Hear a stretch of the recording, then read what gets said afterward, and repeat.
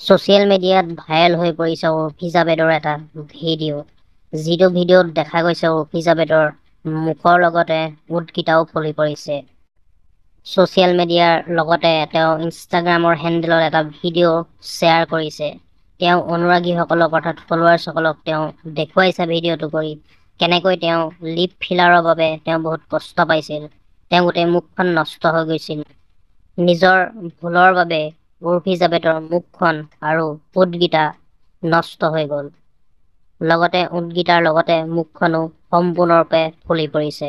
Viral হৈ পৰিছে social মিডিয়াত এইকেইদিনত বেছিকৈ ভাইৰেল হোৱা ভিডিঅ' উৰ্ফি জাবেদৰ লিপ ফিলাৰৰ বাবে তেওঁ বহুত কষ্ট পাইছিল আৰু সেই লিপ ফিলাৰ আঁতৰাবলৈ তেওঁ বিচাৰিছিল আৰু সেই লিপ ফিলাৰ আঁতৰাবলৈ তেওঁ মুখত ইনজেকশ্যন দিয়া হৈছিল। আপোনালোকে ভিডিঅ'ত প্ৰত্যক্ষ কৰিছে, নিশ্চয় আপোনালোকে ভিডিঅ'ত দেখিছে কেনেকে উৰ্ফি জাবেদে ইনজেকশ্যন লৈছিলে তেওঁ ওঠত আৰু ইনজেকশ্যন লোৱাৰ পাছতে মুখখন সম্পূৰ্ণৰূপে ফুলি পৰিছে। লগতে ওঁঠকেইটাৰ লগতে মুখখনো সম্পূৰ্ণৰূপে ফুলি পৰিছে আৰু এনেকুৱা তেওঁ নিজৰ ভুলৰ কাৰণে হৈছে।